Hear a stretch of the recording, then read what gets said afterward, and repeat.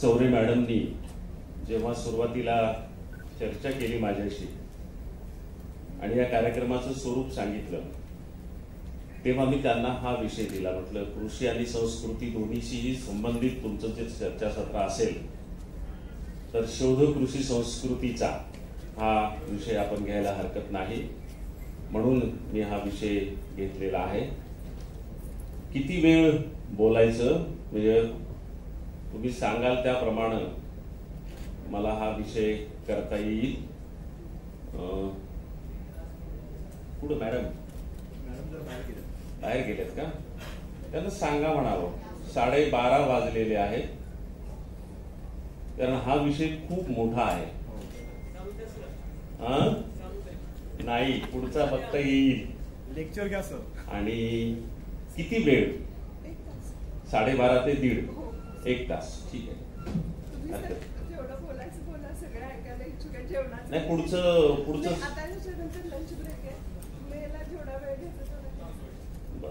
नाही तेवढं नको. त्यांना जितका वेळ आवडेल तितका वेळ आपण घेऊया, कारण फार छळ करण्यात मजा नाही.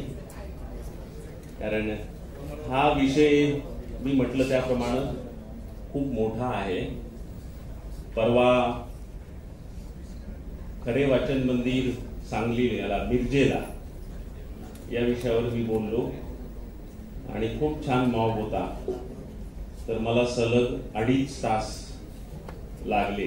मी 2.5 तास बोललो या विषयावर. म्हणजे तर तो विषय असा परिपूर्ण मांडल्यासारखा मला वाटला. पण विषय कसा आहे की हा 5,000 वर्षांचा शेतीचा इतिहास आहे. त्याचे आपल्याला टप्पे करता येतात. एक टप्पा घेतला तेवढ्या वेळा तिथं थांबता येतं, पुढचा टप्पा घेतला तिथं थांबता येतं, त्याच्या पुढचा टप्पा घेतला तिथं थांबता येतं. आपण तेवढा टप्पा पाहू शकतो आपल्या वेळ मर्यादेमध्ये. म्हणजे 1 तासाची वेळ असेल तर बरोबर आपण 1 तासामध्ये जिथं संपेल तिथं आपण थांबूया आणि पुढच्या कृषी संस्कृती कार्यशाळेमध्ये उरलेला पुढचा टप्पा आपण घेऊया. बरं बरं बरं.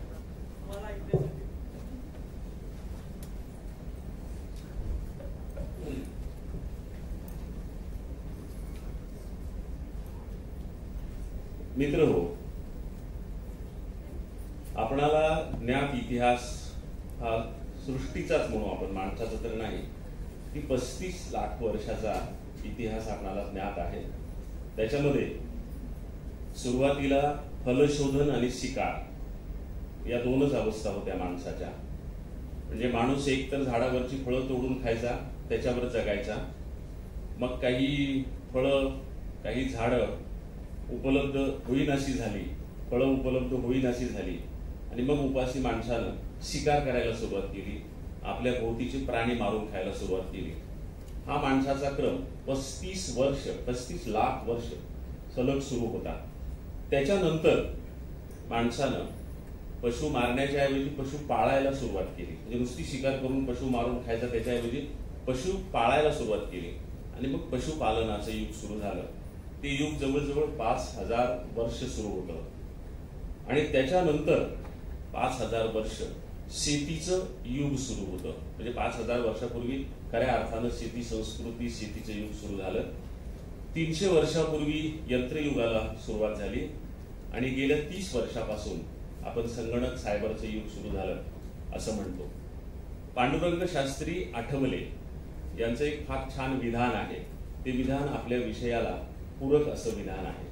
ते विधान असं आहे, ते असं म्हणाले होते की माणसानं मारून खाण्याऐवजी पेरून खायला सुरुवात केली, तेव्हापासून माणसाच्या संस्कृतीची सुरुवात झाली. म्हणजे त्यानं शिकार करण्याच्या ऐवजी जमिनीमध्ये पेरून खायला, बी पेरून खायला, पीक घ्यायला, शेती करायला सुरुवात केली, तेव्हापासून माणसाच्या संस्कृतीची सुरुवात झाली. म्हणजे शेतीची आणि संस्कृतीची सुरुवात सोबत सोबत झालेली आहे. शेतीची सुरुवात कशी झाली तर त्याच्याविषयीच्या काही लोककथा आहेत, काही दंतकथा आहेत. त्याच्यातून आपल्याला शेतीच्या सुरुवातीचा इतिहास समजतो. एक जांब ऋषीची कथा आहे आणि त्या जांब ऋषीच्या कथेमध्ये शेतीचा थोडक्यात इतिहास सांगितलेला आहे की बसव्या नावाचा एक माजलेला बैल होता आणि तो सगळ्यांना त्रास देऊ लागला. तो भयंकर शक्तिमान होता.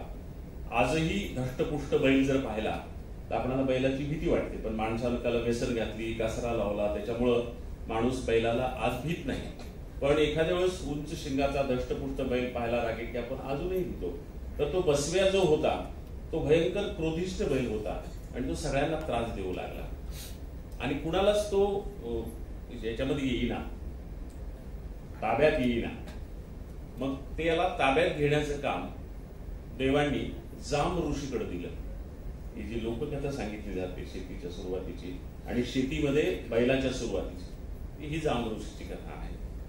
हे जांब ऋषी जातीनं मातंग होते असं सांगितलं जातं. हे मातंगाच्याच पुराणामध्ये सांगितलेली कथा आहे की त्या जांब ऋषींनी मग काय केलं तर त्या बैलाला खैराच्या बनात, खैर नावाचं झाड तुम्हाला माहित असेल, ते अत्यंत काटेरी असतं आणि कातासाठी त्याची साल वापरली जाते. ते खैराचं बन काटेरी असतं, त्याची सावली पिवली फारशी पडत नाही, झुडूप असतं ते. त्या काटेरी त्या खैराच्या बनामध्ये, काटेरी बनामध्ये मुद्दाम त्याला फार हालचाल करता येऊ नये म्हणून त्याला घातला बसव्याला आणि त्याला तिथं अडवून मग जांबऋषी ही प्रचंड शक्तिमान होते.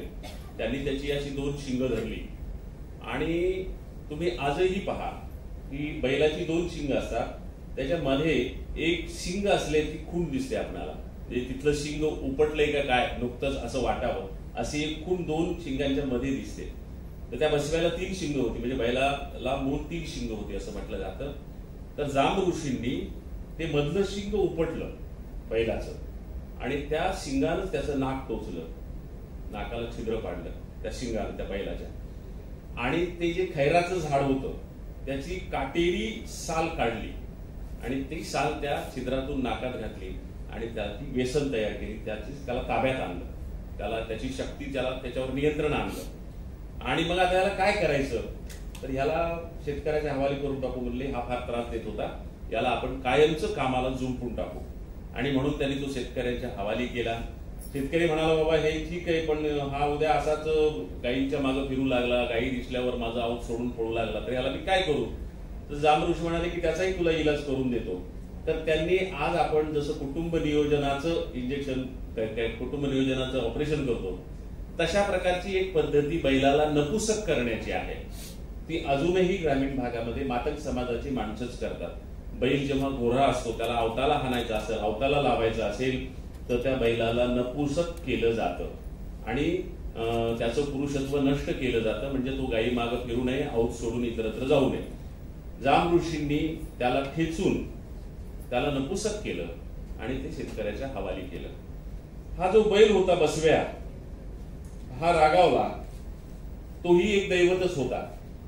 त्यानं जांब ऋषींना शाप दिला की तुझे वंशज इथून पुढं काय करतील तर तुझे वंशज इथून पुढं माझ्या पायाखालचं खळ्यातलं मात्र खातील, माझ्या शेणातले दाणे खातील, असा शाप दिला. तर तुम्हाला कदाचित माहित नसेल, माझ्या लहानपणापर्यंत जेव्हा खळं सुरू असायचं आणि ते बैल लावलेले असायचे, त्या खळ्याभोवती बैल फिरायचे, त्या काळात बैल कणीस खायचे, ज्वारी खायचे आणि ती जशाला तशी ज्वारी त्याच्या शेणातून बाहेर यायची. ते सगळं शेण मातंग समाजाची माणसं गोळा करायची, ते नदीमध्ये धुवायची आणि त्याच्यातून निघणारे दाणे जे आहेत ती खाण्यासाठी वापरायची. त्याच्यासाठी ही कथा सांगितली जाते की हे आम्हाला मिळालेला शाप आहे, जांब ऋषीला मिळालेला शाप आहे, आम्ही त्याचे वंशज आहोत म्हणून. तर ही शेतीच्या सुरुवातीची एक कथा सांगितली जाते. अशा अनेक कथा सांगितल्या जातात. त्या जांब ऋषीची ही एक कथा आहे आणि त्याच्यासाठी मातंग समाजाची माणसं एक गाणं पण म्हणतात. ते गाणं पुढं आहे, मी तुम्हाला त्यातले काही कडवे तुम्हाला ऐकवील. स्त्रियांनी शेतीचा शोध लावला, हेही महत्वाचं सांगितलं जातं. त्याचा संदर्भ पुढे आपण पाहणार आहोत. आणि जसा बैल शेतीमध्ये आला कसा, त्याच्यासाठी ही जांब ऋषीची कथा सांगितली जाते. तसा औत शेतामध्ये औत कधी आलं त्याची पण कथा सांगितली जाते की हे नांगरी फाळ शेतामध्ये कधी आला, कसा आला, तिफन कशी आली शेतामध्ये. तर असं म्हटलं जातं की आदिम शेतकरी जो होता तो शेतकरी काठीनं टोचून जमिनीला छिद्र पाडायचा, त्याच्यात पीठ टाकायचा आणि शेती करायचा. कठीण शेती होती ती, अवघड शेती होती. पार्वतीनं एकदा ते पाहिलं वर आकाशातून जाताना, महादेव पार्वतीनं, आणि पार्वती म्हणाली देवा हा माणूस किती परेशान होतो आहे, याला काहीतरी तुम्ही मदत करा. म्हणजे मी काय मदत करू, ते पाहणं म्हणे, ते काठीनं टोचतो आहे, त्याला एक एक छिद्र पाडायला आणि त्याच्यात एक एक बी टाकायला किती त्रास होतो आहे, तर त्याला सहज सोपं जाईल असं काहीतरी तुम्ही करा. तो म्हणाला ठीक आहे, पाहूयात आपण. आणि मग ते दोघे जण त्या शेतकऱ्याजवळ उतरले आणि मग शेतकरीला म्हणाले की बाबा हे एवढं अवघड चाललंय, तू काही सोपं शोधून नाही काढलंस का? ते म्हणलं नाही, हीच परंपरा आमची सुरू आहे. महादेव म्हणाले असं कर, हा माझा त्रिशूळ तू घे आणि या त्रिशूळाचा उपयोग करून शेती कर. आणि मग असं सांगितलं जातं की शेतकऱ्यांनी तो त्रिशूळ घेतला, तो उलटा केला, त्याचे 3 फण केले आणि त्याची ती फण झाली. अशा प्रकारे शेतीमध्ये साधनं, अर्थात ह्या सगळ्या कथा आहेत, कथातून आलेला हा सगळा प्रकार आहे. आता आपल्याला लिखित स्वरूपामध्ये हे सगळं पाहायचं असेल तर आपल्या लक्षात येईल की लिखित स्वरूपामध्ये वेद हे सगळ्यात आधीचं लिखित उपलब्ध साधन आहे. त्याच्या आधी काय होतं, त्याच्या आधी शेती कशी करत होते लोक, तर ते कुणाला माहीतच नव्हतं. पण शरद पाटील नावाचे एक ग्रस्त होते जे या विद्येमध्ये फार तरबेज होते, संस्कृत भाषेमध्ये, या सगळ्या संशोधनामध्ये. आणि त्यांनी वेदांमधूनच वेदा आधीच्या शेतीचा शोध लावला. त्यांनी वेदामध्येच अशा काही त्यांना जागा सापडल्या की ज्याच्यातून त्यांना वेदा आधीच्या शेतीकडे जाता आलं. आणि त्याच्यातून त्यांना काय निष्कर्ष काढले ते आपण थोडक्यात पाहूया. की वेदा आधीची शेती कशी होती, तर वेदा आधीच्या शेतीचा वेदामधूनच शोध घेतला. त्यांनी असं म्हटलेले की वेदामध्ये ज्या तांत्रिकी श्रुतीच वेदामध्ये वैदिक श्रुती म्हणून आलेल्या आहेत आणि त्या श्रुतीमध्ये जे विधी आहेत ते शेतीचे विधी आहेत. तंत्र म्हणजे शेती आणि वेद म्हणजे ज्ञान, असे हे संस्कृतच्या ग्रंथाचे त्या 2 शब्दांचे अर्थ सगळ्यांनाच माहीत आहेत. त्याचा आधार घेऊन म्हणजे अ.रा. कुलकर्णींनी जो इतिहास लिहिला शेतीच्या संदर्भातला, त्याच्यामध्ये त्यांनी असं म्हटलं होतं की कुणीतरी भाषेच्या आधारानं शेतीच्या प्राचीनतेकडे जाणारा विद्वान आला तर तो ह्या गोष्टींचा शोध लावू शकेल. आणि त्या पद्धतीने बरोबर शरद पाटलांनी त्या भाषेच्या आधारानं भाषेच्या आधीचा शोध त्याच्यातून लावलेला आहे. वेदा आधीची शेती अर्थातच स्त्री सत्ताक होती. जशी मी तुम्हाला सांगितलं की सुरुवातीची शेती होती, फक्त स्त्रिया शेती करायच्या, पुरुष शिकार करायचे. काही पुरुष तुम्हाला असं वाटत असेल की शेतीला मदत करू लागत असतील, पुरुष शेतीला मदत करू लागत नसत. त्याचं कारण असं होतं की त्या काळामध्ये सगळ्यांचा समज असा होता की पुरुषांनी शेतीला हात लावला की शेती जळते. त्याच्यामुळे पुरुषांना शेतीमध्ये प्रवेशच नव्हता, शेतामध्ये प्रवेशच नव्हता. त्यामुळे पुरुषांनी हात लावला तर शेती जळते असा त्यांचा समज होता. स्त्रिया नांगर वापरत नसत अर्थात, आणि ते स्पे, स, त्याला फ आणि त्याला य असे 3 शब्द एकाला एक जोडले, स्पेर असा त्या शरद पाटलांनी त्याचा उच्चार केलाय. ते एक साधन होतं, त्या साधनाच्या आधाराने स्त्रिया शेती करायच्या. आणि त्याच्यामुळे ही शेती निव्वळ गाळातली शेती होती. नदीच्या काठावर जो गाळ आहे त्या गाळामध्येच अशी शेती करणं शक्य होती. तेवढीच शेती वेदाच्या आधी केली जात असे आणि ती शेती सामूहिक शेती असायची, वैयक्तिक शेती नसायची. त्याच्यामुळं सामूहिक शेती उत्पन्न झालं ते सगळ्यांनी समान वाटून घ्यायचं. जास्तीचं उत्पन्न झालं तर ते जाळून टाकायचं, शिल्लक ठेवायचं नाही. त्याच्यामुळं संपत्तीची मालकी हा प्रकार त्या काळामध्ये नव्हता. सगळ्यांनी मिळून शेती उत्पन्न करायची, आलेलं उत्पन्न सगळ्यांनी वाटून घ्यायचं. जास्ती निर्माण झाले असेल तर जाळून टाकायचं, ते शिल्लक ठेवायचं नाही. अशी ती पद्धती होती. धान्याची साठवणूक नव्हती. त्या काळामध्ये शेती चांगली पिकावी म्हणून 2 विधी केले जात. त्या 2 विधीमध्ये एक विधी आहे उन्मुक्त कामाचाराचा आणि दुसरा विधी आहे पुरुष मेध नावाचा विधी. आता ही उन्मुक्त कामाचार म्हणजे ज्याला आपण काय म्हणू की अनैतिक लैंगिक असा अर्थ त्याला नव्हता. त्याला एक विधी घालून दिलेला होता आणि त्या विधीप्रमाणे तशा प्रकारचा कामाचार शेतीमध्ये केला तर शेती सुफलित होते असा एक होता. आणि दुसरा जो हा पुरुष मेध नावाचा यज्ञ होता तो फार अवघड होता, कारण पुरुषांचा बळी दिला जायचा. जसा नंतर बकऱ्याचा बळी, कोंबड्याचा बळी दिल्यानंतर देव पावतो असं म्हणायचे. तर वेदादीच्या शेतीमध्ये शेतीचं सुफलीकरणासाठी पुरुषाचा बळी दिला जायचा. म्हणजे पुरुष कापला जायचा शेतामध्ये आणून. बकरं कापावं तसं, शेळी कापावी तशी, मेंढी कापावी तशी पुरुषाचा बळी दिला जात होता. तो पुरुष मेध विधी केला जात होता. हेच वैराग सिद्धू संस्कृतीमध्ये नंतरित रूपांतरित झालं असं सांगितलं जातं.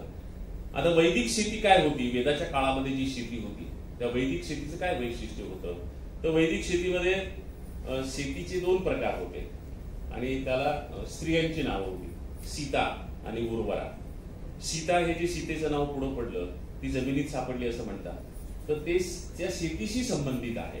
म्हणून सीता आणि उर्वरा असे शेतीचे दोन प्रकार वेदामध्ये सांगितलेले आहेत. सीता म्हणजे न नांगरलेली शेती, म्हणजे कुठल्याही प्रकारचा साधन न वापरता नैसर्गिकरित्या केलेली शेती, तिला सीता असं म्हणण्याची पद्धती होती. आणि जी नांगरलेली कसलेली जमीन तिच्यातून जी शेती केली जायची तिला उर्वरा असं म्हटलं जायचं. असे दोन शेतीचे प्रकार वेद काळामध्ये उपलब्ध होते असं म्हटलं जातं. अथर्ववेद मध्ये हे सगळे संदर्भ आपल्याला पाहायला मिळतात. भूमी सुक्तामध्ये आपल्याला हे शेतीचे संदर्भ पाहायला मिळतात. शेती माणसांच्या पार्थिव गरजा भागवते म्हणून मानव सुखी होतो असं त्या भूमी सुक्तामध्ये म्हटलेलं आहे. सायनाचार्य नावाचे एक भाष्यकार होऊन गेले, त्यांनी वेदावर वेगवेगळ्या प्रकारची भाष्य केली. त्यांनी असं म्हटलेलं आहे की ब्रह्मणस्पतीला शेतीची देवता असं म्हटलेलं आहे. ब्रह्मणस्पतीला सायनाचार्याने म्हटलेलं आहे, त्याच्या आधी असं कुणी म्हटलेलं नव्हतं. आणि म्हणून अन्न ब्रह्म हा शब्द तिथून आला. घास घेताना पिकवणाऱ्याची आठवण ठेवावी हा मंत्र वेदातला तिथून आला, कारण तो सायनाचार्यांनी त्याला तसा अर्थ जोडलेला आहे. वैदिक काळामध्ये गोपती असा शब्द होता, भूपती असा शब्द नव्हता. भूपती असा शब्द पुढे आला कारण वैदिक काळामध्ये गायीचे मालक श्रेष्ठ समजले जात असत, शेतीचे मालक श्रेष्ठ समजले जात नसत, कारण शेतीला तोपर्यंत श्रेष्ठत्वाचा दर्जा प्राप्त झालेला नव्हता. म्हणून त्या काळामध्ये राजा जो आहे त्याला गोपती म्हटलं जात असे. पुढे राजाला भूपती म्हटलं जाऊ लागलं, कारण जेव्हा संपूर्णपणे माणसाचं जगणं शेतीवर अवलंबून आलं तेव्हा शेतीला महत्व आलं, म्हणून राजाला भूपती असं म्हटलं जात होतं. त्याच्या आधी राजा हा गोपती असायचा, म्हणजे ज्याच्याकडे जास्त गायी आहे तो राजा, अशा अर्थानं गोपती हा शब्द आहे. वैदिक काळामध्ये एक शब्द होता दुहिता. दुहिता म्हणजे शेतकऱ्याच्या घरातली दूध काढणारी अविवाहित मुलगी, तिच्यासाठी दुहिता शब्द वेदामध्ये वापरला होता. पण पुढे चालून ज्याला आपण चिरंजीव सौभाग्यवती कामशिणी असं म्हणतो, की जी आता विवाहासाठी उत्सुक किंवा आहे, तिला आपण दुहिता हा शब्द म्हणायला सुरुवात केली. पण मुळामध्ये हा शेतीशी संबंधित असा शब्द आहे दुहिता, कृषी संस्कृतीशी संबंधित असा शब्द आहे. त्या काळामध्ये शेतकरी हे क्षत्रिय नव्हते, पुढे क्षत्रिय शेतकरी झाले. हे जे 4 वर्ण सांगितले जातात, ब्राह्मण, क्षत्रिय, वैश्य आणि शूद्र, तर वेदाच्या काळामध्ये वैश्य लोक शेती करत असत, पण ते प्रत्यक्ष शेतीत राबत नसत. शूद्रांच्या सहाय्याने वैश्य लोक शेती करत असत. क्षत्रिय आणि ब्राह्मण हे दोघेही शेतीमध्ये नव्हते, त्यांचा शेतीशी संबंध नव्हता. हे वेद काळातली शेतीची स्थिती होती. त्या काळामध्ये 8, 10 आणि 12 बैलांचे नांगर चालवले जात होते असा वेदामध्ये आपल्याला उल्लेख सापडतो. धान्य कोणती होती तर बार्ली, गहू आणि तांदूळ या 3 प्रकारची धान्य त्या काळामध्ये आपल्याकडे उपलब्ध होती असं म्हटलं जातं. हा वेदाचा काळ आहे. वेदाचा काळ 5000 वर्षापूर्वीचा समजला जातो. त्यानंतर येतो तो महाभारताचा काळ. महाभारताचा काळ 4500 वर्षापूर्वीचा समजला जातो. तर 4500 वर्षापूर्वी महाभारतकालीन शेती कशी होती, तर या महाभारतकालीन शेतीचं वैशिष्ट्य असं आहे, जर तुमच्यापैकी कुणी शिवाजी महाराजांचं आज्ञापत्र वाचलं असेल आणि आज्ञापत्रामध्ये शेती आणि शेतकऱ्यांसाठी जी जी काळजी घ्यायला शिवाजी महाराजांनी सांगितलेली आहे ते सगळं महाभारतामध्ये आहे. कदाचित रामचंद्र पंत अमात्यांनी जी आज्ञापत्र शिवाजी महाराजांना काढायला लावली आणि स्वतः शब्दांकित केली, त्यांनी महाभारतानं शेतकऱ्यांवर शेतीसाठी जे जे उपाय सांगितलेले आहेत ते सगळे उपाय आपल्याला आज्ञापत्रामध्ये पाहायला मिळतात. महाभारतकालीन समाज हे सुखमय भट्टाचार्य नावाच्या ग्रंथांनी लिहिलेलं पुस्तक आहे आणि त्याच्यामध्ये आपल्याला महाभारत काळामधली शेती पाहायला मिळते. हे कोण होते सुखमय भट्टाचार्य, तर हे रवींद्रनाथ टागोरांच्या काळामध्ये एक संशोधन करणारे विद्वान ग्रस्त होते. महाभारतावर त्यांचा खूप अभ्यास होता. रवींद्रनाथ टागोरांनी त्या काळामध्ये असे खूप विद्वान लोक आपल्या शांतिनिकेतनमध्ये आणले, त्यांना वेगवेगळी कामं लावून दिली. आपल्याला माहित आहे की क्षितिमोहन सेन नावाचे एक ग्रस्त होते. त्यांना रवींद्रनाथ टागोरांनी सांगितलं होतं की तू सगळी कबीरांची पदं गोळा कर, आणि पहिल्यांदा कबीराची पदं संकलित झाली. त्यातली 100 पदं रवींद्रनाथ टागोरांनी निवडली, त्याचा इंग्रजी अनुवाद केला आणि इंग्रजीमुळे जगभर कबीर पहिल्यांदा गेला रवींद्रनाथ टागोरांच्यामुळं. ते एक काम त्यांनी क्षितिमोहन सेन यांना दिलं होतं. तसं हजारी प्रसाद द्विवेदी यांना त्यांनी एक वेगळं काम दिलं होतं. आपल्या महाराष्ट्रातून काही माणसं बोलवली होती, त्यांना वेगवेगळी कामं सांगितली होती. तशा ह्या सुखमय भट्टाचार्यांना त्यांनी महाभारतकालीन समाज असा विषय दिला आणि सांगितलं की संशोधन कर. तर त्या ग्रंथामध्ये महाभारतकालीन शेती असं एक प्रकरण आहे. त्यातमध्ये जी माहिती आहे ती माहिती आपल्याला इथं पाहायला मिळते की शेती शेतकऱ्यांमुळे समाज धारणा होते, त्यामुळं शेतकऱ्यांकडे दुर्लक्ष करू नये राजानं. असं महाभारतात सांगितलेलं आहे. कररूपात उत्पन्नाचा 6वा भाग घ्यावा, जो पुढे शिवाजी महाराजांनी केलेला होता की कररूपात उत्पन्नाचा 6वा भाग घ्यावा. 6वा भाग घ्यावा कररूपामध्ये, जे त्याच्यानंतरच्या काळामध्ये खूप वाढलं होतं प्रमाण. सावकार व्याज जास्त लावतात म्हणून राजाने सानुग्रह ऋण शेतकऱ्यांना द्यावं, असं सुद्धा महाभारतामध्ये राजासाठी सांगण्यात आलेलं आहे. कर्ज वसुलीत जाच नको, हे सगळं तुमच्या लक्षात येईल की शिवाजी महाराजांच्या आज्ञापत्रामध्ये आपल्याला पाहायला मिळतं. कर्ज वसुलीत जाच नको, गरज असेल तर कर्ज माफी पण करा, हे सगळंच आपल्याला आज्ञापत्रामध्ये प्रतिबिंबित झालेलं दिसतं. वरील सर्व वाचताना आज्ञापत्राची आठवण होते. शेतीचे 3 प्रकार, शेतीचे 3 प्रकार ते महाभारत काळामध्ये होते. जसे आपण वेद काळामध्ये शेतीचे 2 प्रकार पाहिले, सीता आणि उर्वरा, तसे महाभारत काळात शेतीचे 3 प्रकार सांगितलेले आहेत. देवमातृक शेती, नदी मातृक शेती आणि प्रकृती मातृक शेती. दैवमातृक शेती म्हणजे निसर्गाच्या क्रमानं पडणाऱ्या पावसावर आधारित शेती, ती दैवमातृक शेती. नदी मातृक शेती म्हणजे नदीच्या पाण्याचा प्रवाह शेतामध्ये आणून, ज्याला आपण सिंचन करून शेती करणं म्हणतो, ती शेती, तो एक प्रकार. देव मातृक शेती, नदी मातृक शेती आणि प्रकृती मातृक शेती, जी समुद्राच्या काठावर वाळूत केली जायची, प्रामुख्याने नारळाची आणि टरबुजाची शेती जी आहे, त्या टरबुजाच्या शेतीचा कदाचित हा संदर्भ असावा. म्हणून ह्या 3 प्रकारची शेती होती. परिश्रमाशिवाय समुद्रकाठी केली जाणारी शेती, ती प्रकृती शेती असं म्हटलं जातं. शेती ही सूर्याची देण आहे असं महाभारतामध्ये सांगितलेलं आहे. शेतीची निंदा सुद्धा महाभारतात एका ठिकाणी करण्यात आलेली आहे, कारण शेती करणारे लोक हे पूर्वजन्मीचे पापी असतात असं म्हटलेलं आहे. बैल आणि जंतूचे ते मारेकरी आहेत असं सुद्धा म्हटलेलं आहे.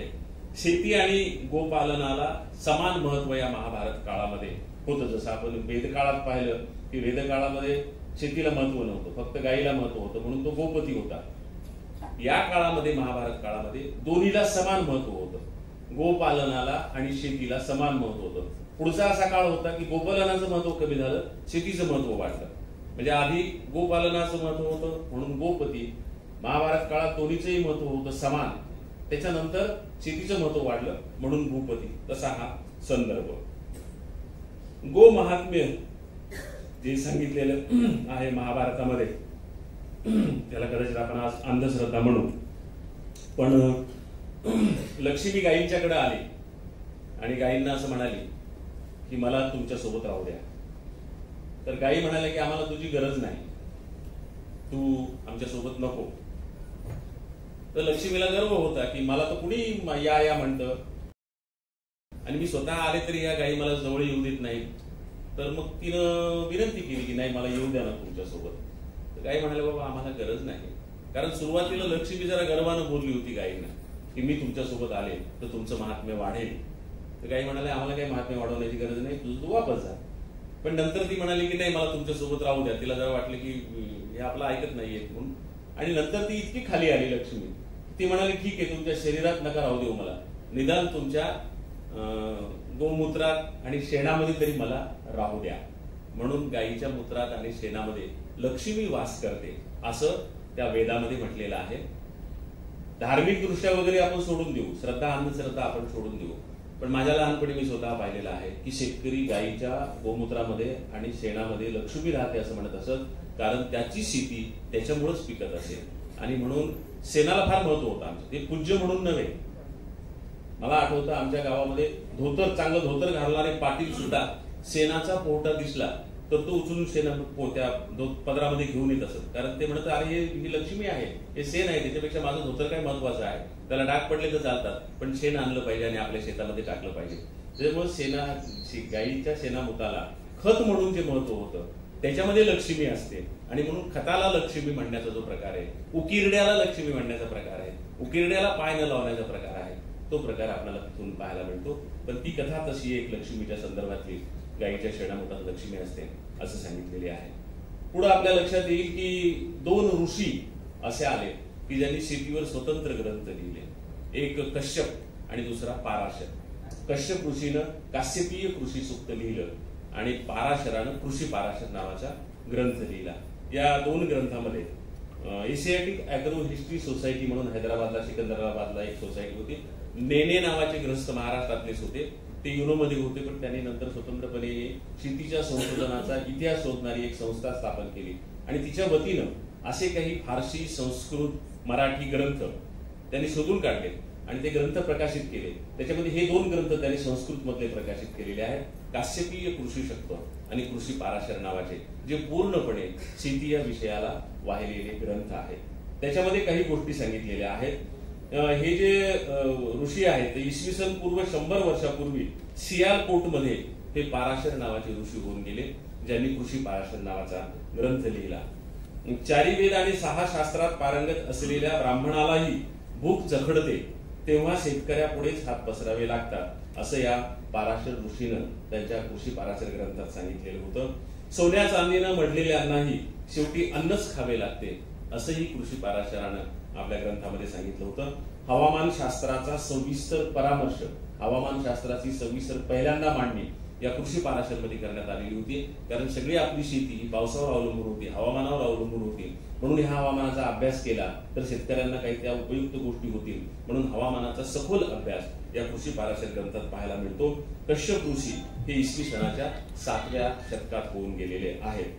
तर आपल्याला वेदामधली एक विश्वनाथ खैरे नावाचे ग्रस्त होऊन गेले आणि त्यांनी वेगवेगळ्या प्रकारचं संशोधन केलेलं आहे, भाषेचं संशोधन केलेलं आहे.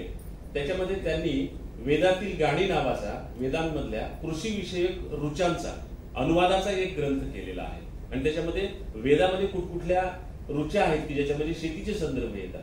तर त्यात सगळे सविस्तर पाहायला आपल्याला वेळ नाही, पण त्याच्यामध्ये त्यांनी फार सुंदर दिलेलं आहे. वेद हे मुळामध्ये लोक साहित्य आहे आणि त्याच्यामध्ये गोसूक्त, वृषभ सूक्त, पर्जन्य सूक्त, सीताई शेती नावाची जी सूक्त आहेत ही सगळी शेतीविषयक आहेत असं म्हटलेलं आहे. त्याच्यामध्ये आणखी काही गोष्टी आहेत, पण आता सविस्तर मी ते घेत नाही. त्या कृषी पाराशर ग्रंथामध्ये काय काय सांगितलेलं आहे तर मुंग्यावरून पावसाचा अंदाज कसा करावा, जनावरांचा गोठा कसा तयार करावा, कसा स्वच्छ ठेवावा, त्याचे काही नियम त्याच्यामध्ये त्यांनी सांगितलेले आहेत. शुद्ध बीज, शेतीमध्ये पेरण्यासाठी बीज शुद्ध असावं, त्याच्यामुळे शुद्ध बीजापोटी फळे रसाळ गोमटी तुकोबानी म्हटलेलं आहे. तर हे शुद्ध बीज कसं तयार करावं त्याची एक प्रक्रिया सांगितलेली आहे आणि ती फार मजेशीर प्रक्रिया आहे. माझ्या लहानपणापर्यंत मी स्वतः शेतकरी तशा प्रकारचं बीज शुद्ध करण्याची प्रक्रिया करत असत, हे स्वतः मी पाहिलेलं आहे. आणि शेती स्वतः करावी, इतरांवर अवलंबून राहू नये. इतरांवर अवलंबून राहिलं तर शेती फार चांगली होत नाही असं त्यांनी सांगितलेलं आहे. काश्यपीय कृषी सूक्तामध्ये जलस्रोताचं महत्व, संतुलित आहाराचं महत्व, ब्राह्मणानं शेतीत राबावं अशा काही गोष्टी सांगितलेल्या आहेत ज्याच्याविषयी आपल्याला खरं तर सविस्तर विचार करता येईल.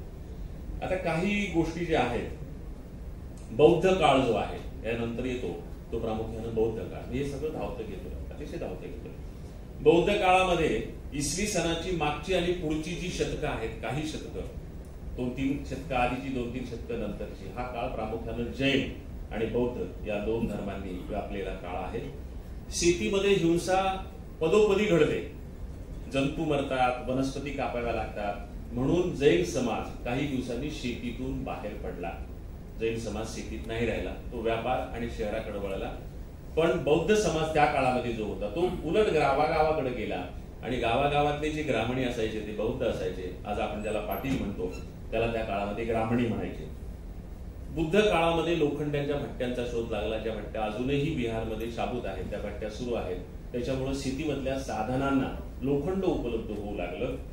बुद्ध काळामध्ये पशुहत्या बंद झाली. त्या पशुहत्या बंद झाल्यामुळं शेतीमध्ये वापरण्यासाठी पशु उपलब्ध होऊ लागले, बैल उपलब्ध होऊ लागले, गायी उपलब्ध होऊ लागल्या. त्यामुळं शेतीमध्ये विकास झाला. सिंचनाच्या सोयी सुद्धा त्या काळामध्ये सम्राट अशोकानं बुद्ध काळात करून दिल्या. त्याच्यामुळे शेती विकसित झाली. ह्या सर्व काळामध्ये सर्वोत्तम भूमिपुत्र नावाच्या पुस्तकात एक हलोत्सव नावाचा उत्सव साळुंखे सरांनी म्हणजे खूप चांगल्या पद्धतीने सांगितलेला आहे. त्या पुस्तकाच्या बलरवर तसा फोटो पण दिलेला आहे. त्याचं सविस्तर विवेचन मी आता करत बसत नाही. नवीन गावांच्या वसाहती बुद्ध काळामध्ये झाल्या. सैन्य व कर्मचाऱ्यांना नगदी पगार, त्यामुळे मग ते जहागीरदाऱ्यातून होणारी शेतकऱ्यांची लूट थांबली आणि या सगळ्या गोष्टीमुळं बुद्ध काळामध्ये शेती ही सगळ्यात जास्त प्रगत होती. इतिहास काळामध्ये शेती सगळ्यात जास्त प्रगत ही बुद्ध काळामध्ये होती. त्याचीही काही कारणं सूत्ररूपामध्ये मी तुम्हाला सांगितलेली आहेत. इतरांच्या पेक्षा 10 पट प्रगत आणि 10 पट उत्पन्न बुद्ध काळामध्ये शेतीतून होऊ लागलं. त्यानंतर हाल सातवाहन नावाचा एक राजा होऊन गेला. त्याचा काळ जो आहे बुद्ध आणि जैनांच्या नंतरचा, बुद्ध आणि जैनांच्या ज्या भाषा आहेत त्या प्राकृतच भाषा आहेत, पण त्या प्राकृत भाषांमध्ये आणखी काही प्राकृत भाषा निर्माण झाल्या. बौद्ध धर्मानं पाली भाषा, जैन धर्मानं अर्धमागधी भाषा, पण अशा काही भाषा होत्या त्या काळामध्ये की ज्या कुठल्या धर्मानं स्वीकारल्या नाही. या 2 भाषा 2 धर्मानं स्वीकारल्यामुळे टिकून राहिल्या, त्याच्यात ग्रंथांची निर्मिती झाली. पण काही भाषा केवळ लोकच वापरत होते.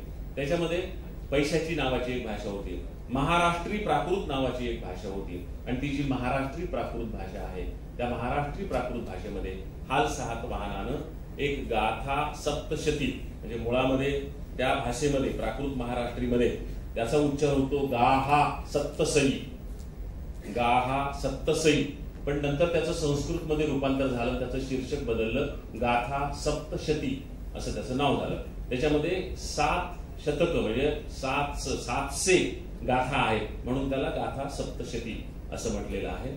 ह्या ज्या गाथा आहेत त्या हाल सातवाहन नावाच्या पैठणच्या राजानं, पैठणमध्ये हालांचं जे राज्य होतं त्याच्यापैकी सातवाहन नावाचा जो राजा होता, हा सातवाहन नावाचा राजा, एकूणच ह्या सातवाहन राजवट जी 450 वर्ष होती, 460 वर्ष होती, इसवी सनाच्या आधी 230 वर्ष, इसवी सनाच्या नंतर 230 वर्ष अशी ती राजवट होती. त्याच्यात अनेक राजे होऊन गेले. त्याच्यापैकी हाल सातवाहन नावाचा जो राजा झाला हा राजा पैठणचा होता. गोदावरी नदीच्या काठावर पैठण बसलेले आमच्या मराठवाड्यामध्ये आहे. या राजाने काय केलं की गोदावरी नदीच्या काठावर जे जे शेतकरी शेतामध्ये गाणी म्हणतात ती गाणी गोळा करण्याचा एक प्रकल्प केला, आणि ती अशी 1 कोटी गाणी जमा केली, आणि त्यातली रिपिटेशन वगैरे वगळून उत्कृष्ट म्हणून गाणी जी आहेत ती 700 निवडली, आणि त्याचं संपादन हाल सातवाहनानं केलं. त्या हाल सातवाहनाच्या गाथा सप्तशतीमधूनच आपल्या मराठी भाषेची सुरुवात झाली. हे सिद्ध केल्यामुळं आपली मराठी भाषा अभिजात झाली. आपल्या मराठी भाषेला अभिजात करण्यासाठी सगळ्यात महत्वाचा पुरावा होता तो गाथा सप्तशती या ग्रंथाचा, कारण त्याच्यामध्ये खूप मराठी शब्द आहेत. त्याच्यामध्ये 2-2 ओळीच्या कविता, ही एक सप्तपदी जी आहे ती 2 ओळींची आहे, 2-2 ओळीच्या, काही 4 ओळींच्या आहेत, आणि त्यांची रचना तिथे केलेली आहे. खूप इंटरेस्टिंग आहे. पण हा ग्रंथ जेव्हा संस्कृत विद्वानांनी संस्कृतमध्ये नेला तेव्हा त्यातल्या नसलेल्याही ओळींना शृंगाराचे संदर्भ दिले. त्याच्यामुळं हा संपूर्ण ग्रंथ शृंगारिक आहे असा समज वाङ्मय विश्वामध्ये पसरलेला होता.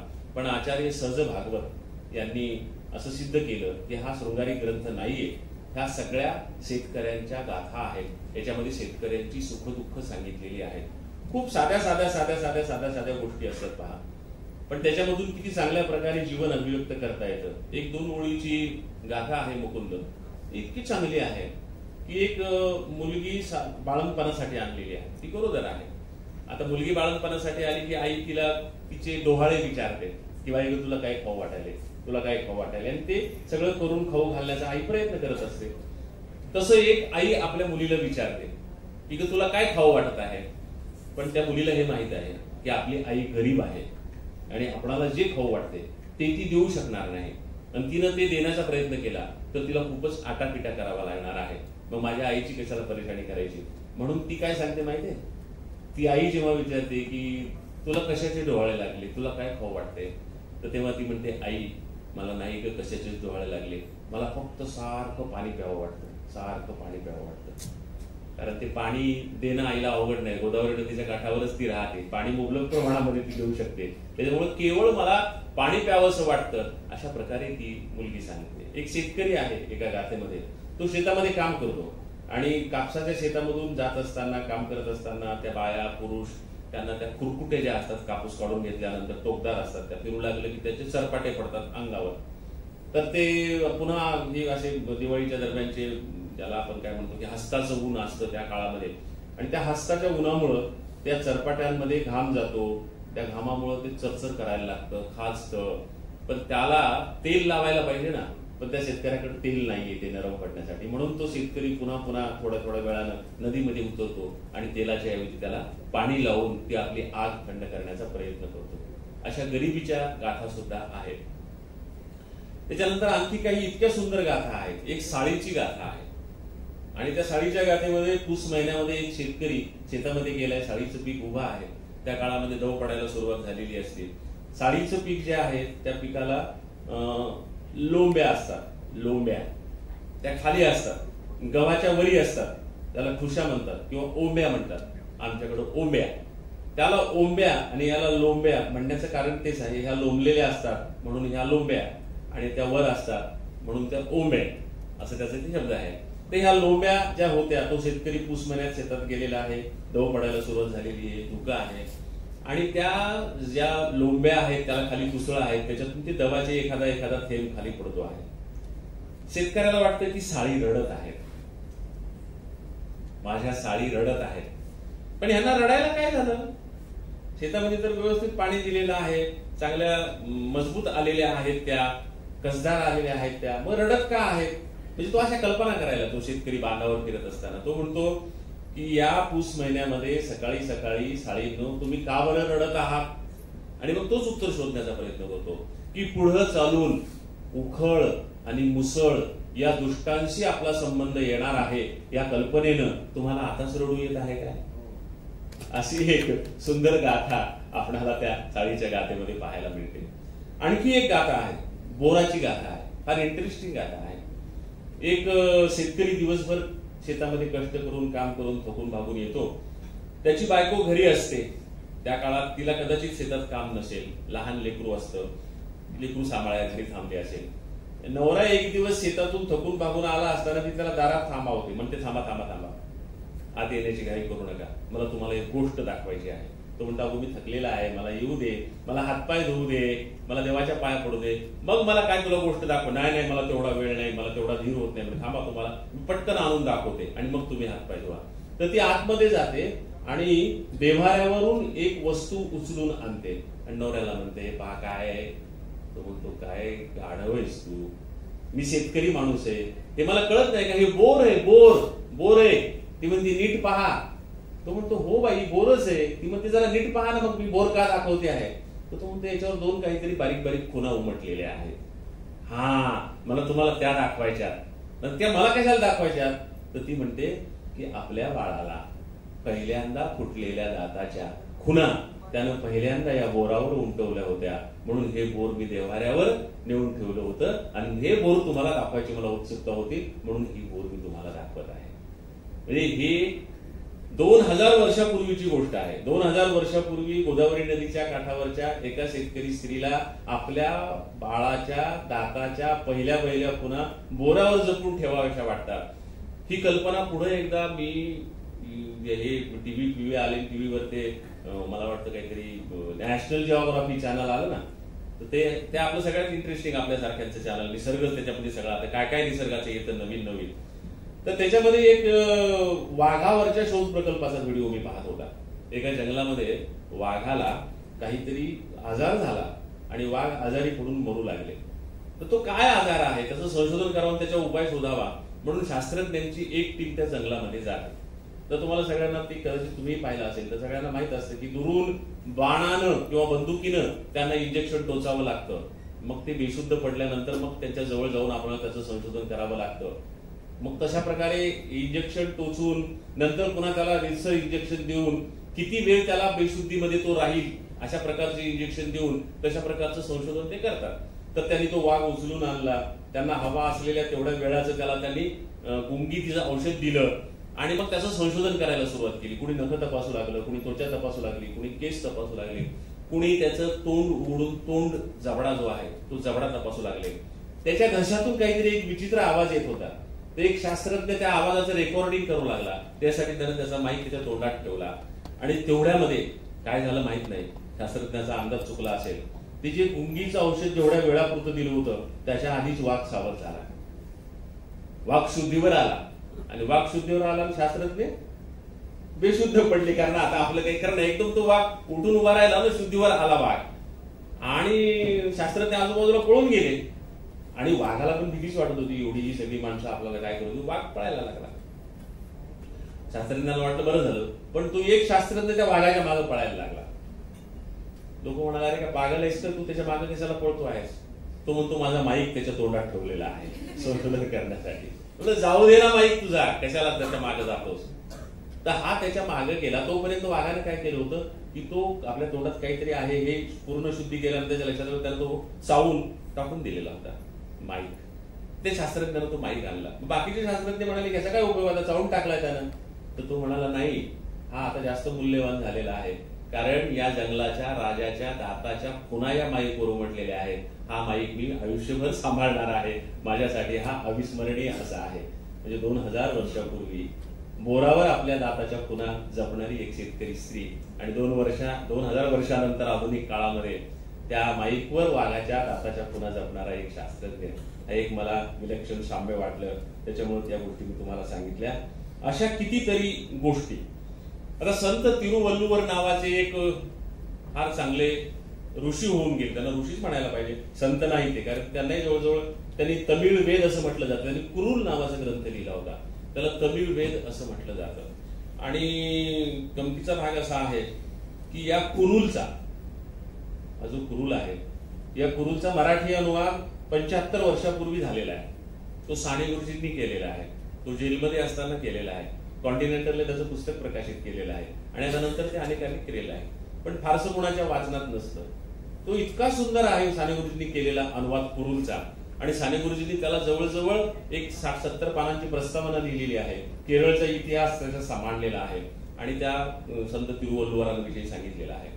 बऱ्याचदा असं होतं पहा की काही माणसं कन्याकुमारीला जातात, ते आधी कन्याकुमारीला जाऊन आलेले असतात, तेव्हा विवेकानंदांचा एक प्रचंड मोठा पुतळा त्यांनी पाहिलेला असतो. आणि आता दुसऱ्यांदा कन्याकुमारीला जातात तेव्हा त्यांना आणखी एक पुतळा दिसतो दाढीधारी माणसाचा. ते माणसं मग म्हणतात की हे कोण बाबा दाढीधारी माणूस, इथे याचा पुतळा कशाला बसवला स्वामी विवेकानंदांच्या जवळ. तर बऱ्याच लोकांना माहित नसतं की हा कोणाचा पुतळा आहे. तर तो पुतळा संत तिरुवल्लुवर यांचा आहे. संत तिरुवल्लुवर यांचा, ज्यांचा कुरुल ग्रंथाचा साने गुरुजींनी अनुवाद केलेला आहे. त्या संत तिरुवल्लुवर, पण तो पुतळा आताच का उभारला, तिथं का उभारला आणि एवढा उंच का उभारला, विवेकानंदांच्या उभ्या पुतळ्या इतका उंच. तर त्याच्या पाठीमागचं कारण सुद्धा काही जणांना माहित असेल, माहित नसणाऱ्यांना कारण सांगतो की तो वीरप्पन नावाचा जो एक प्रचंड मोठा महाडाकू होता, त्या डाकूनं एका नटाला किडनॅप केलेलं होतं, काही दिवस जंगलात नेऊन ठेवलेलं होतं, राजकुमार नावाच्या नटाला. तो अत्यंत लोकप्रिय होता कर्नाटक मधला नट. तो सरकारनं जगजग पछाडले की त्याला सोड, लोक मागं लागले की त्याला सोडून आणा, आमच्या हिरोला सोडून आणा म्हणून. तर त्यावेळेस त्यानं अटी घातल्या काही की आम्ही तुमच्या हिरोला सोडतो, पण माझ्या काही अटी आहेत. ज्या काही अटी होत्या त्या अटी घातल्या. त्या अटीमध्ये एक अट अशी होती की कर्नाटक आणि तामिळनाडू आणि आणखी एक कुठलं तरी राज्य, 3 राज्यांच्या सीमेवरून आतमध्ये 100 किलोमीटर वरून दिसेल एवढा उंच संत तिरुवल्लुवर यांचा पुतळा उभा करा, अशी एक अट होती. ही अट वीरप्पननं का घातली होती? आपण का बरं त्या एवढ्या मोठ्या माणसाचा, ऋषीतुल्य माणसाचा पुतळा उभा केला नव्हता आणि वीरप्पननं ही अट का घातली? तर त्याचं कारण असं होतं की संत तिरुवल्लुवर हे वीरप्पनचे पूर्वज होते. या वीरप्पनच्या आयुष्यात त्यानं तेवढी एक चांगली गोष्ट केली की संत तिरुवल्लुवर यांचा हा प्रचंड मोठा पुतळा उभा करायला सांगितला. त्या संत तिरुवल्लुवर म्हणजे संत तिरुवल्लुवर हे आदिवासी समाजाचे होते आणि आदिवासी समाजाच्या माणसांनी तो जो वेद कुरुल लिहिलं होतं त्याला तमिळ वेद म्हटलं जातं. त्याच्यामध्ये कितीतरी गोष्टी आहेत ज्या सांगायला पाहिजे.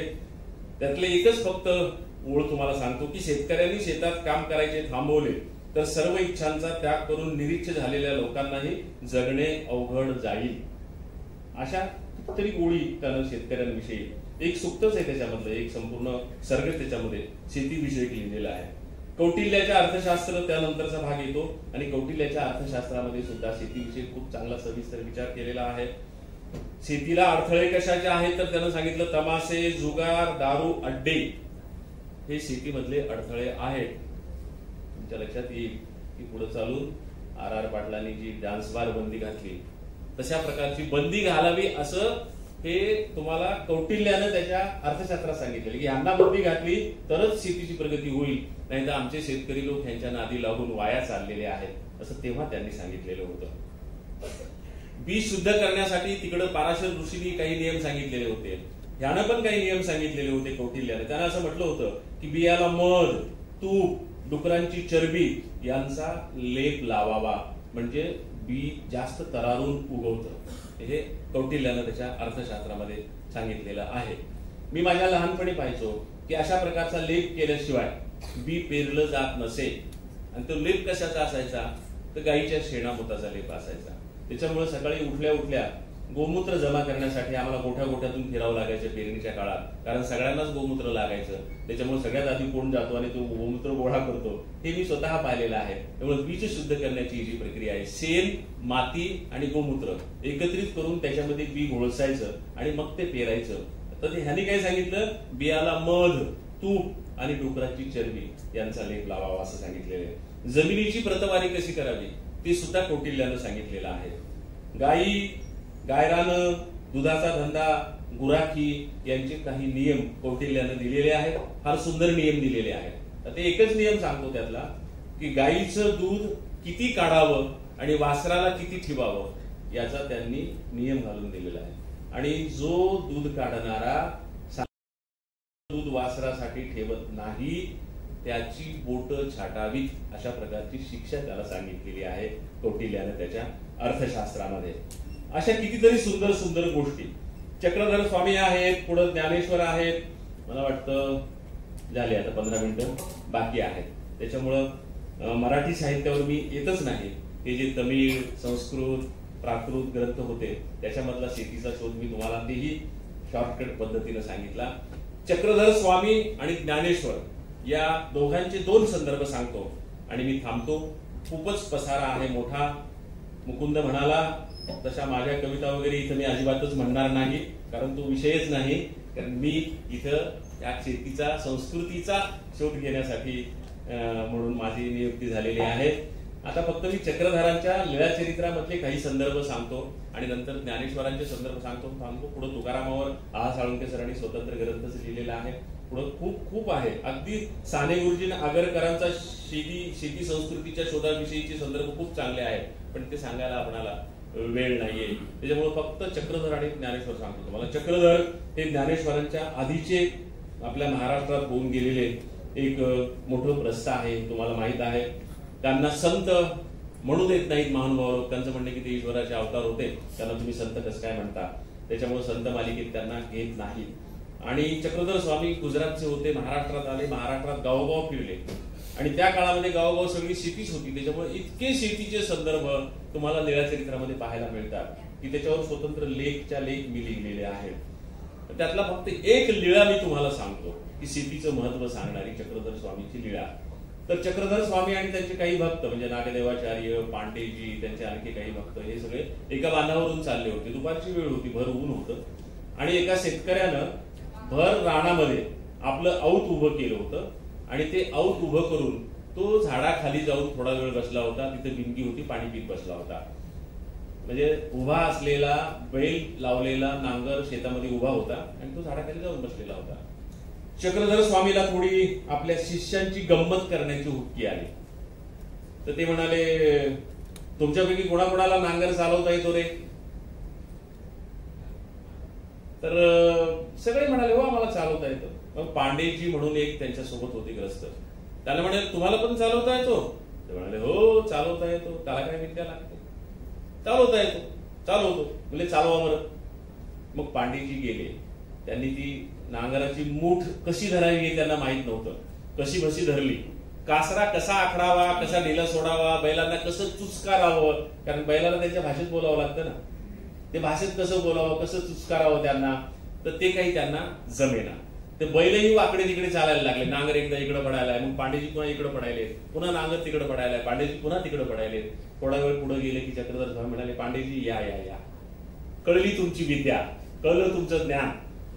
आणि ते काय म्हणाले होते, त्यांनी शेती विद्येला हलकं समजलं होतं आणि त्याला काय विद्या लागते असं म्हणाले होते. तर त्याचा प्रत्यय चक्रधर त्यांना नंतर देणार होते. त्याच्यानंतर नागदेवाचार्य चक्रधर स्वामींचे लाडके शिष्य ते त्यांना म्हणाले की तुम्ही चालवता का नांगर? तर ते म्हणाले, स्वामी तुमच्या सोबत येण्याच्या आधी मी हेच करत होतो ना. मी हेच केलेलं आहे आयुष्यभर, मला चालवता येतो नांगर. म्हणजे चालवा. ते गेले आणि त्यांनी 1-2 तास नांगर चालवून दाखवला. चक्रधर स्वामी म्हणाले, पण तुम्हाला वरंबा काढता आला नाही, म्हणजे सरळ नीट आणि सखोल तास काढता आलं नाही. चालवले म्हणले 2 तास तुम्ही, पण जसं चालवायला पाहिजे तसं तुम्हाला चालवता आलं नाही. मग नागदेवाचार्य थोडे चिडके होते. ते म्हणले, तुम्हाला लई ज्ञान दिसायले, चालवावर तुम्ही. चक्रधर स्वामी चालवा, तुम्ही चालून दाखवा. चक्रधर स्वामी गेले, बाया सारल्या मस्तपैकी, मूठ धरली नांगराची, बरोबर कासरा धरला आणि इतके त्यांनी छान प्रकारे 1-2 तास काढून दाखवले की असे दोरीनं लावून तास काढावे तसे तास काढले, सखोल तास काढले आणि छानपैकी चालून दाखवलं. तो जो शेतकरी तिकडे जाऊन पाणी पीत बसला होता, तो हे सगळं गंमत पाहू लागला, तिकडून हसू लागला. पण चक्रधर स्वामींनी जेव्हा ते 2 तास काढून दाखवले तेव्हा तो धावत आला, चक्रधर स्वामीच्या पाया पडाला, म्हणाला, अरे बाबा, आमच्या पिढ्याने पिढ्या गेल्या या शेतामध्ये काम करण्यामध्ये, हीच विद्या आम्ही कमवलेली होती, हेच काम आम्ही करत होतो, पण आम्हाला सुद्धा असा कधी तास काढता आलं नाही. तू बाबा कोण आहेस रे, तुला एवढी विद्या कशी काय अवगत आहे? असं तो चक्रधरांचं कौतुक करू लागला.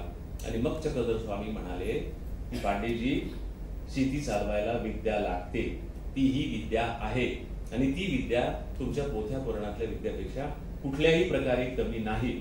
आणि मग त्यांनी शेती म्हणजे काय आहे तर हे सांगण्यासाठी एक दृष्टांत सांगितला, तलवारीच्या धारेचा दृष्टांत. आणि त्यांनी असं सांगितलं की एक योगी होता, तो तलवारीच्या धारेवरून चालायचा, पण त्याचे पाय कापायचे नाही.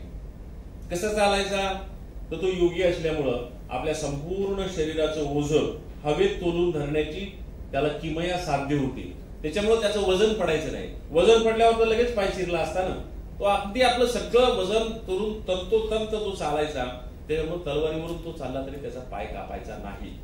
हा दृष्टांत याच्यासाठी सांगितला चक्रधर स्वामींनी की शेती करणं म्हणजे तलवारीच्या धारेवरून चालणं आहे. ते ज्याला जमतं त्यालाच शेती जमती, इतरांना शेती जमत नाही.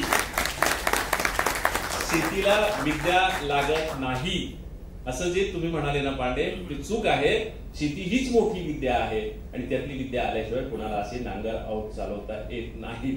असा तो चक्रधरांचा फक्त एकच संदर्भ मी तुम्हाला सांगितला. ज्ञानदेवांच्या संदर्भात थोडस बोलतो आणि मग थांबतो, कारण बरोबर तोपर्यंत 1:30 वाजेल. 12:30ला मी सुरू केलेलं होतं, 1:30 वाजेल. चक्रधराचा ज्ञानेश्वरांचा संदर्भ असा आहे की बऱ्याच लोकांना हे असं वाटतं की इथं यांचा काय शेतीचा संबंध, ज्ञानेश्वरांचा काय शेती. पण त्या काळामध्ये सगळे लोक शेतीतूनच आलेले होते, अवतीभोवती शेतीच होती. तुमची नगर महानगर नव्हतीच, त्याच्यामुळे त्यांच्या प्रतिमा, प्रतीक, उपमा, दृष्टांत सगळे शेतीतले होते. आणि ज्ञानेश्वरांनी भगवद्गीतेचा जो 13व्या अध्यायाचं अनुवाद केलेला आहे तो तुम्ही आवर्जून वाचा, शेतकऱ्याने आवर्जून वाचा.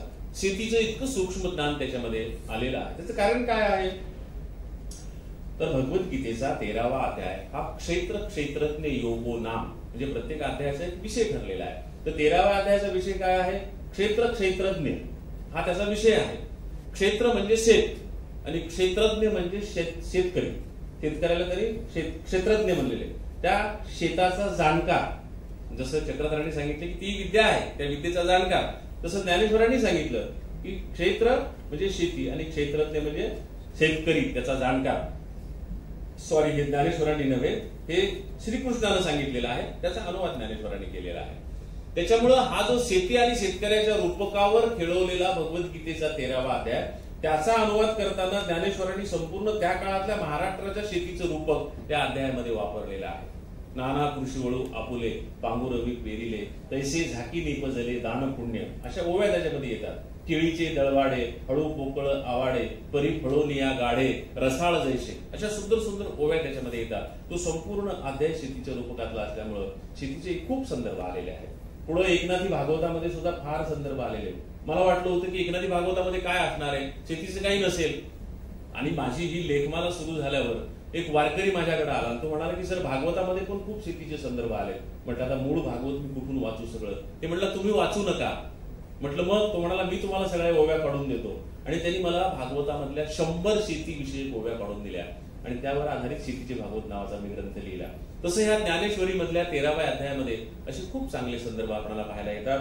पण शेवटी फक्त ज्ञानदेवांचा एक अभंग मी तुम्हाला म्हणून दाखवतो, जो संपूर्णपणे शेतकरी चळवळीच्या शरद जोशींच्या भाषेमध्ये शेतकऱ्यांचे प्रश्न मांडतो. तो काय अभंग आहे तर तो अभंग असा आहे ज्ञानदेवांचा की रात्री न दिवस करीत अशी चिंता केशवा धडवता होईल मी खिरजट घोंगडे फाटक येते कैसे वेचिले तैसे भोगिले धन नाही गाठी जीवितवा आटी उघडी पाठी हिव वाजे बाप रखुमा देवी वरा घोंगडे मागो आता तोच एक दाता देईल मी. हा ज्ञानदेवांचा मूळ अभंग आहे. घोंगड हे याच्यामधलं रूपक आहे. घोंगड्याच्या रूपकावर सर्व संतांनी अभंग लिहिलेले आहेत. सगळ्यांच्या गाथेमध्ये आपल्याला घोंगड्याच्या रूपकाचे अभंग मिळतात. तसा हा ज्ञानदेवांचा घोंगड्याच्या रूपकातला अभंग आहे. शेतकऱ्यांचं आत्मकथन आहे. शेतकरी बोलतो आहे त्या अभंगातून. शेतकरी म्हणतो आहे, काय म्हणतो आहे, रात्री न दिवस करी तशी चिंता की देवा मी रात्रंदिवस चिंता करतो. कशाची चिंता करतो? रात्री न दिवस करी तशी चिंता केशवा धडवता होईल मी. धडवता म्हणजे फाटके नसलेले कपडे अंगावर घालण्याची लायकी असलेला, कधीतरी न फाटलेले कपडे घालण्याची लायकी मला प्राप्त होईल याची देवा मी रात्रंदिवस चिंता करतो.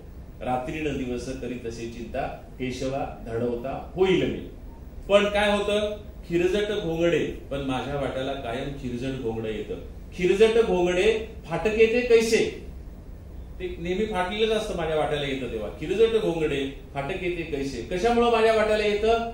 कारण काय आहे त्याचं, तर त्या काळामध्ये शरद जोशी शेतकरी संघटना नसल्यामुळं आणि शेतकऱ्यांच्या प्रश्नाचं अर्थकारण कुणी सांगत नसल्यामुळं ते दैवावर टाकत असत लोक. ते असं म्हणायचे की रात्रीनं दिवस करीत असे चिंता केशवा धडवता होईल मी खिरजट घोंगडे फाटके ते कैसे वेचिले तैसे भोगिले.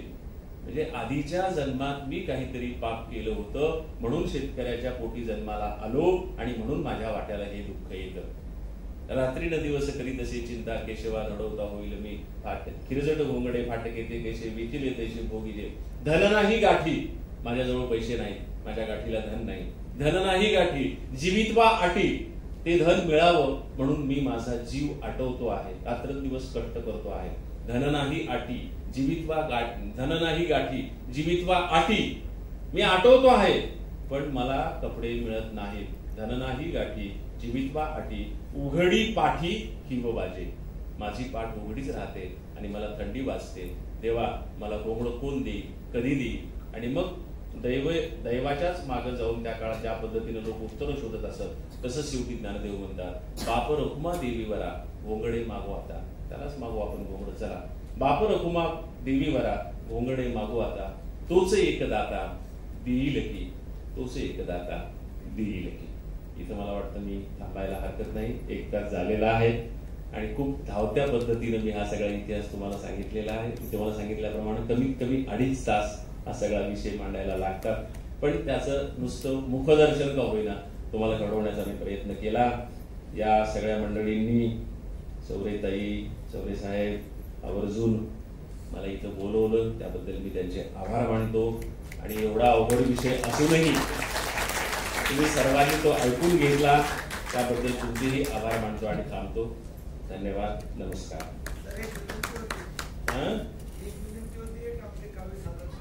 वेळ संपलेला आहे हो.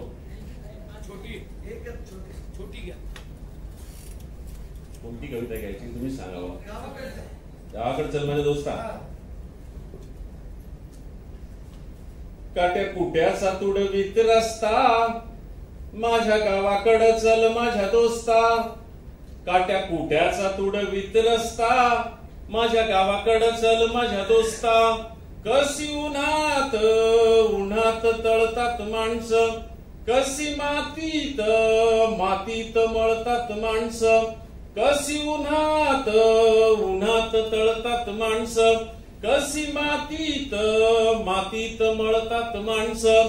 कशी खातात जीवाला खस्ता, माझ्या गावाकडे चल माझ्या दोस्ता. काट्या कुट्याचा तुडवीत रस्ता, माझ्या गावाकडे चल माझ्या दोस्ता. काळा बापाच हिरवं रान, काळा माईन पिकवलं सोनं. काळा बापाच हिरवं रान, काळा माईन पिकवलं सोनं. पण त्यांच्या घामाचा भाव लई सस्ता, माझ्या गावाकडे चल माझ्या दोस्ता. काट्या कुट्याचा तुडवीत रस्ता, माझ्या गावाकडे चल माझ्या दोस्ता. इथं डब्यात तुला साखर लागते गोड, तिथं शेतात माझ्या बापाच्या हाताला फोड, इथं डब्यात तुला साखर लागते गोड, तिथं येतात माझ्या बापाच्या हाताला फोड, पण भाव ठरतो त्याला न पुसता, माझ्या गावाकडं चल माझ्या दोस्ता, काट्या कुट्याचा तुडवीत रस्ता, माझ्या गावाकडं चल माझ्या दोस्ता, जेव्हा दुष्काळ गिरट्या घाली, तेव्हा गावाला कुणी नवाली, जेव्हा दुष्काळ गिरट्या घाली, तेव्हा गावाला कुणी नवाली, कसे सुगीत घालतात गस्ता, माझ्या गावाकडं चल माझ्या दोस्ता, काट्या कुट्याचा तुडवीत रस्ता, माझ्या गावाकडं चल माझ्या दोस्ता, या भूमीचा मूळ अधिकारी, बाप झालाय आज भिकारी, या भूमीचा मूळ अधिकारी, बाप झालाय आज भिकारी, गाव असून झालाय फिरस्ता, माझ्या गावाकडं चल माझ्या दोस्ता, काट्या कुट्याचा तुडवीत रस्ता, माझ्या गावाकडं चल माझ्या दोस्ता, कशी उन्हात तळतात माणसं, कशी मातीत मळतात माणसं, कशी खातात जीवाला खस्ता, माझ्या गावाकडं चल माझ्या दोस्ता, माझ्या गावाकडं चल माझ्या दोस्ता.